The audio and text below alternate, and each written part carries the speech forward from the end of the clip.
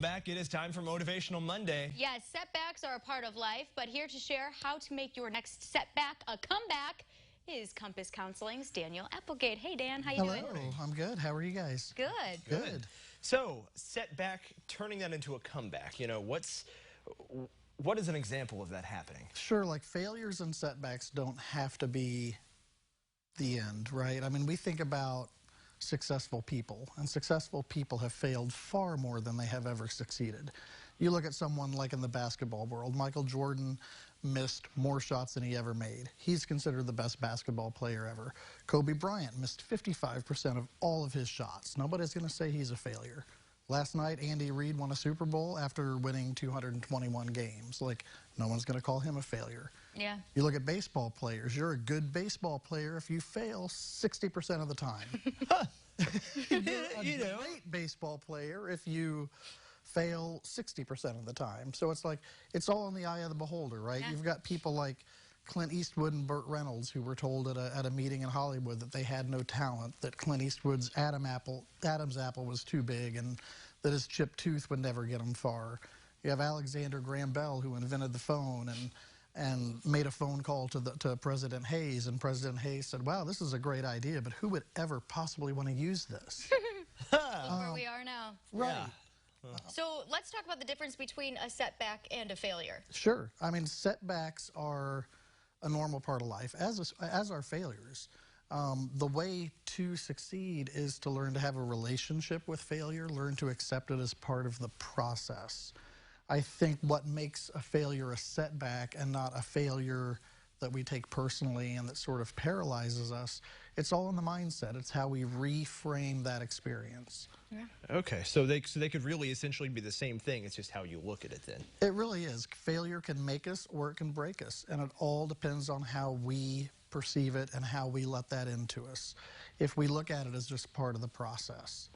I mean, getting to an idea that you might have to launching a business and having it be successful, or having an idea for a song and completing that song, starting to write a script or a book and seeing that to completion, that is a huge process, and you are going to hit setbacks. You're going to hit failures along the way. So being able to embrace failure or setbacks is just part of the process. Mm-hmm. And similarly, failure and setbacks can break us if we just look at them as the be-all, end-all and take them very, very personally. So what's the first step in trying to reshape our mindset? Don't be afraid to fail. I mean, a lot of times we have all kinds of analogies for this, right? We fall down, we hit a wall. Those walls are there for other people, the people who aren't meant to be successful. So the way I like to think of it is, if I'm banging against a wall and I'm having a hard time coming up with an idea, I have to think about just like leaving a Daniel-sized hole in that wall and just run right through it.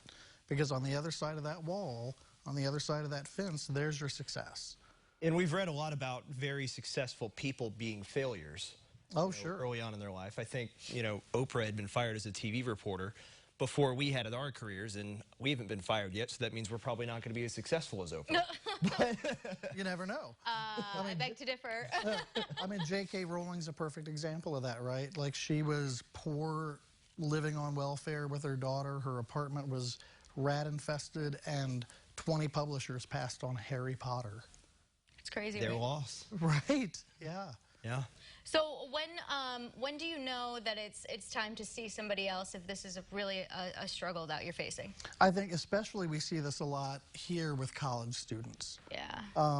There are a lot of pressure cooker programs at the university, really, really competitive, and you get a lot of the smartest people in their high schools who come from all over the world, and all of a sudden they're not the big fish in a small pond.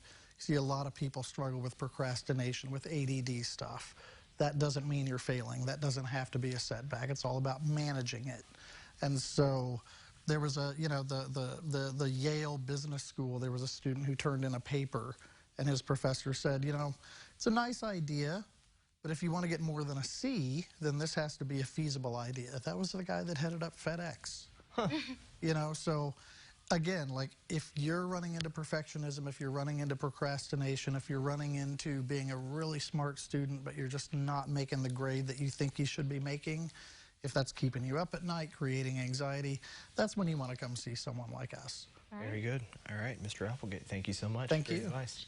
Next up, you're going to meet our kidcaster. Layla is here to give us today's forecast. That's coming up next.